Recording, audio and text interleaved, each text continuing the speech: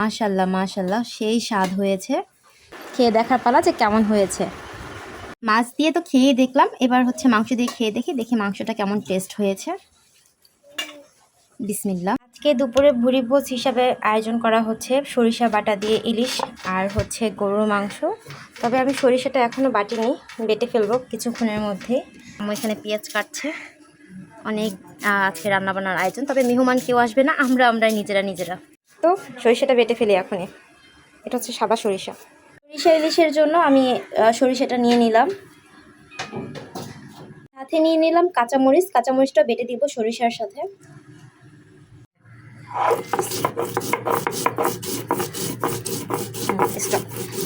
আমার বাটাবাটির পর্ব শেষ। আর সরিষার সাথে আমি যে কাঁচামরিচটা বেটেছিলাম তাই আর কি কালারটা অন্যরকম আসছে, একটু হালকা সবুজ টাইপের। এখানে সরিষা ইলিশের জন্য সব রকম মশলা মিক্সড করে ফেলেছে, এখন শুধু জাস্ট ঝাঁকানাকা মিক্সড হবে। সব রকম মশলা মিক্সড করে গরু মাংসটা বসাই দিছে আমার ননদ, কারণ আম্মু আজকে অনেক ব্যস্ত। ও আসার পর থেকে ওই রান্নাবান্না করছে, চুলার আঁচ ধরিয়ে দিয়েছে। সুন্দর করে সুন্দর হাত দিয়ে মাখিয়ে নিচ্ছে।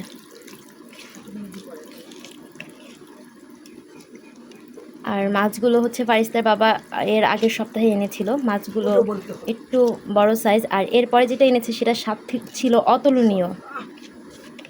এটা স্বাদ তেমন একটা ছিল না, তাই আর কি সরিষা ইলিশ করে খাবো, তবে সাইজটা বড় ছিল।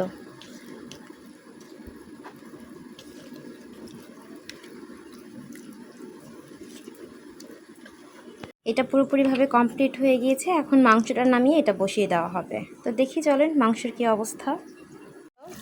ওয়াও, খুব সুন্দর একটা কালার আসছে। ওয়াও। ওর হাতে আবার হচ্ছে খাসির গোশ খুব টেস্ট হয়, আবার গরুর মাংসটাও খুব টেস্ট হয়। তো এটা এখনও হয়নি, কাছাকাছি হয়ে আসছে। তো এটা হওয়ার পরে হ্যাঁ কষানো হচ্ছে আর কি, পরে হচ্ছে মাছ বসানো হবে।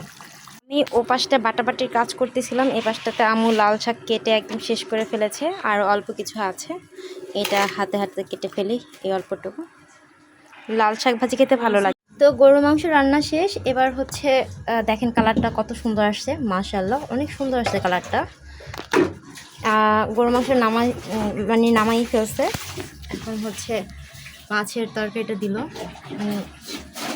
দেখেন মাছটা থেকে কতটা তেল বের হয়েছে। আমার মেয়ে দিতে বলছে, কি দিব তোমাকে। আলহামদুলিল্লাহ রান্না বান্নার পর্ব শেষ। এবার হচ্ছে ইলিশ মাছটা প্রথমেই পাতে নিয়ে নিলাম। ভালো করে মাখিয়ে নিব, দেখি কেমন হয়েছে স্বাদ। বিসমিল্লাহ। জাস্ট ওয়াও ছিল ব্যাপারটা, আর সাথে একটু লেবু চিপড়ে নিলাম। মাছ দিয়ে তো খেয়ে দেখলাম, এবার হচ্ছে মাংস দিয়ে খেয়ে দেখি মাংসটা কেমন টেস্ট হয়েছে। বিসমিল্লাহ। অপূর্ব হয়েছে খেতে, মাশাল্লাহ সেই স্বাদ হয়েছে, অতুলনীয়। ওয়াও, আলহামদুলিল্লাহ।